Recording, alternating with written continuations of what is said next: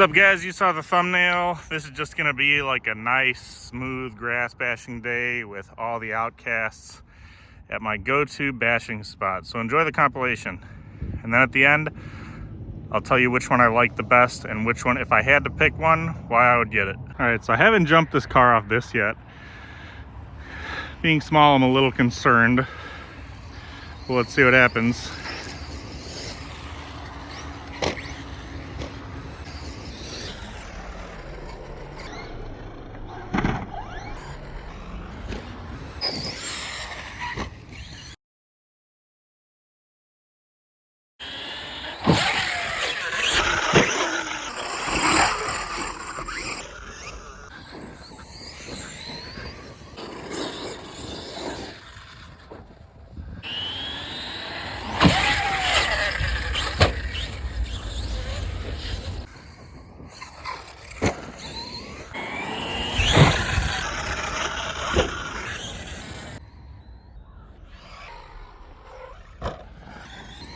Something sounds off. Well, we're just gonna run it until it breaks.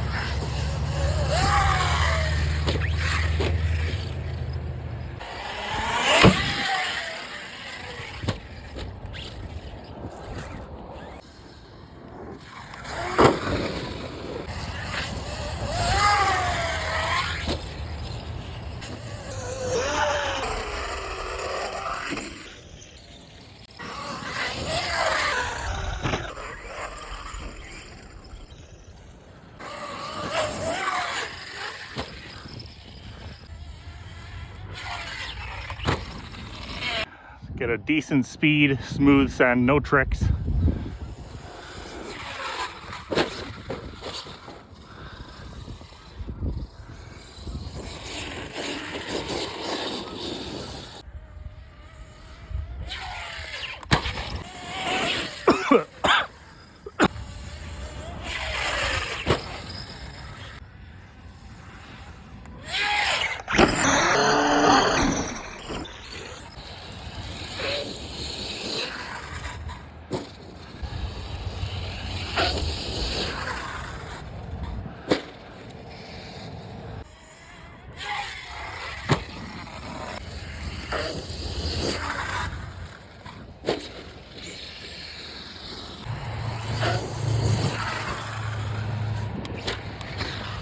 Oh God.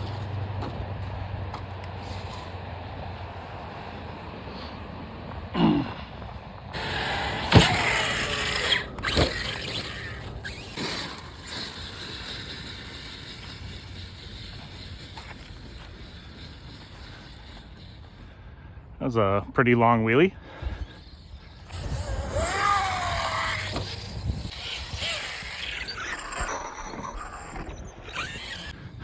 All right, this is an effort send right here. Went well. I don't know if you can see on video, there's like a lip right here. So come back this way should be a little more intense. Another effort send because all the other ones that broke. Nice little save. Kind of messed up at the end. Come back and hit that again.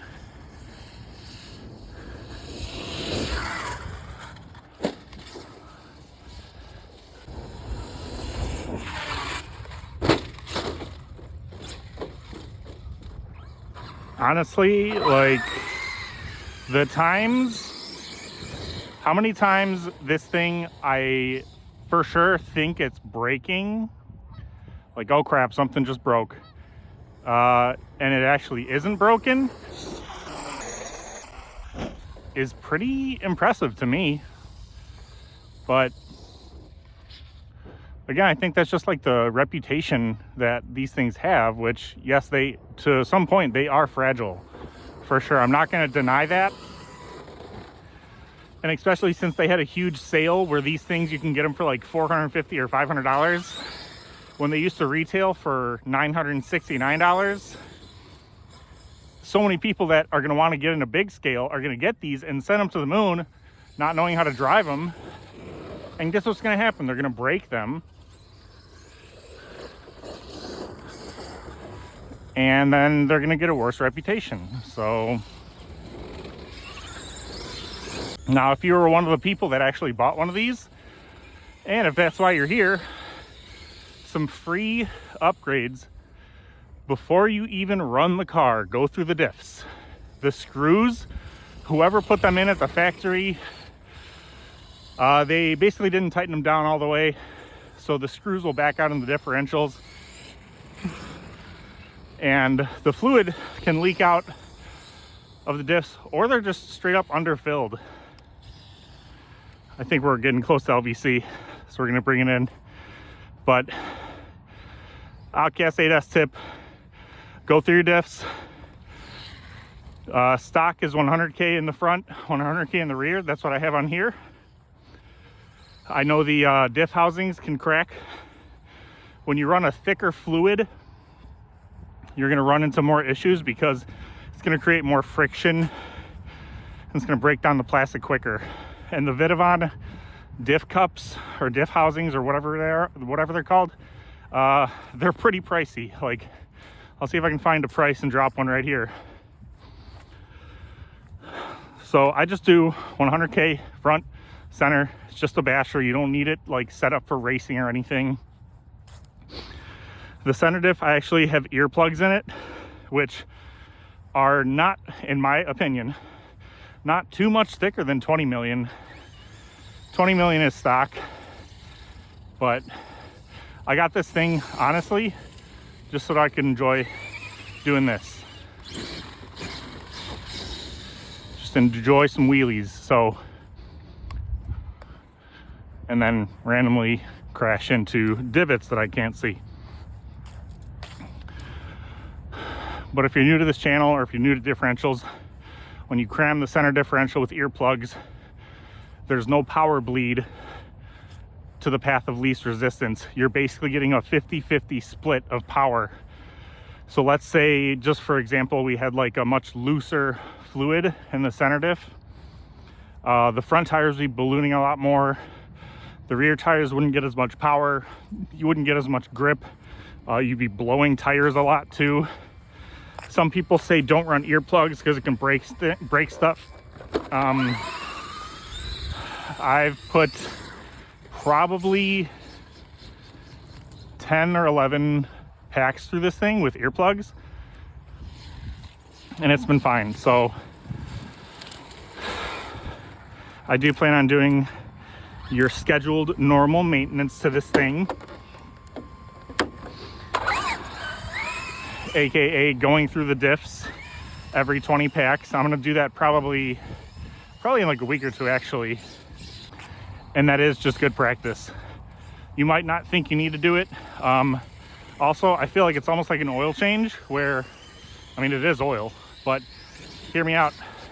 You'd be surprised how many times these gaskets don't really provide a good seal. So you might fill up your diffs, but if you let the car sit, or if you use it or whatever, or if the gasket isn't doing its job, that fluid is slowly leaking out.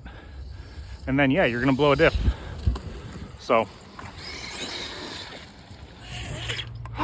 whoa.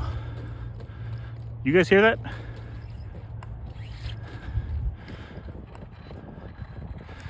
Something like broke in midair. It can reverse good.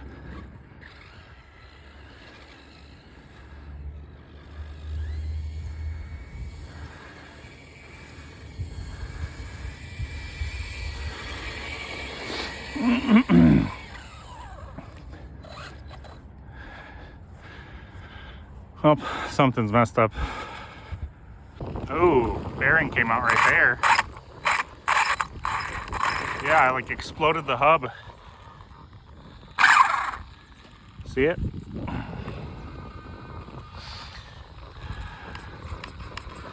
Oh, maybe I can push the bearing back in and fix that. I think it's broke though.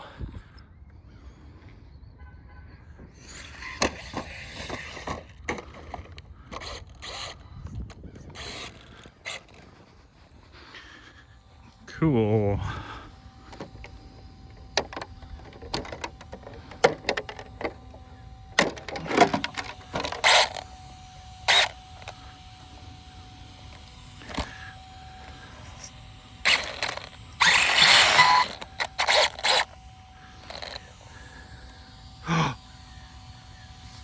Oh my gosh. I cracked the F out of the chassis. You guys see that? Dude, that is not good. I wasn't doing much either.